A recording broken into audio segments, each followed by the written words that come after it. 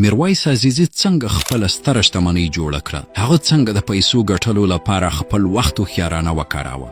یو ځان ساخته میلیاردر، د املاکو ستر تاجر او د بانکي نظام لوی مشر.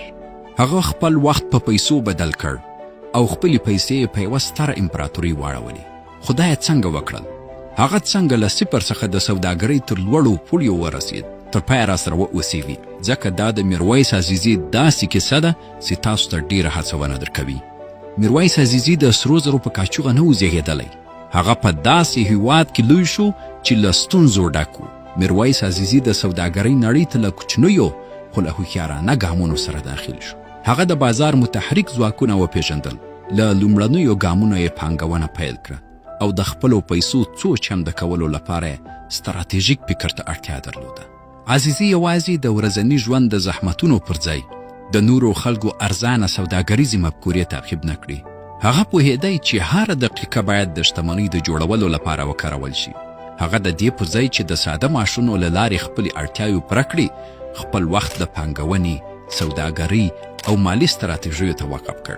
هغه خپل سوداګریز سفر د کوچنیو خو تکړه ګامونو سره پیل کړ. عزیزي هره معامله د دقت سره پر مخ یوړه. د اقتصادي شرایطو تحلیل یې وکړ او په بازار کې یې فرصتونه وپېژندل. له لومړنیو سوداګریزو فعالیتونو څخه تر پیچلو پانګونو پورې هغه خپل سوداګریز مهارت ته وده ورکړه. پوهېدلی و چې د شتمنۍ جوړول یوازې په کار کولو پورې اړه نه لري، بلکې د هغې د هوښیارانه مدیریت پر اساس وي. خو عزیزي یوازې په کوچنیو سوداګریو قناعت ونه کړ. هغه د شتمنۍ تر ټولو مهمه وسیله ولیدله، یعنی بانکي سیستم. هغه پوهېدی چې د بانکونو کنټرول کول د مالی ځواک یو ستراتیژیک ګام دی.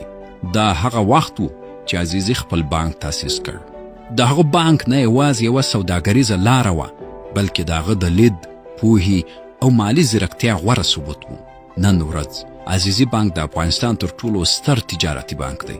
هغه بانک چې د عزیزي ستراتیژیک لید او مالی وړتیاوې یې ثابتوي.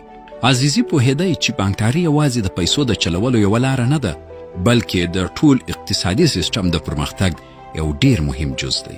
بانکداري یوازې پیل و. میرویس عزیزي بیا خپل تمرکز د املاکو بازار ته واړو. هغه پوهېدی چې رښتینې شتمنۍ یوازې نقد نه دی، بلکې دروازه ده چې د لویو املاکو پروژو ته لاره پرانیزي. د هغه لپاره املاک د دوامداره شتمنۍ جوړولو یوه ستره وسیله وه. عزیزي ډیولپمنټ د نړۍ له سترو املاکي شرکتونو څخه شو. د هغه شرکت د دوبۍ او نورو سترو ښارونو کې د لوکس ودانیو، اپارتمانونو او ماڼیو جوړولو کې مخکښ دی. د دې له برکته د عزیزي نوم اوس د لوکس ژوند او لوړپوړیزو ماڼیو سره تړل شوی دی. د هغه پانګونې اوس په پراخه توګه وده کوي او شتمنۍ یې په لوړه کچه پراخیږي. نن ورځ میرویس عزیزي یوازې یو میلیاردر نه دی، بلکې د دې مثال دی چې څنګه هوښیاري، نظم او سمه پریکړه انسان لوړیو پوړیو ته رسوي. د بانکدارۍ له بریالیتوب څخه تر املاکو پورې هغوی یوه داسې امپراتوري جوړه کړه چې نسلونه به یې د شتمنۍ له برکته ګټه پورته کړي.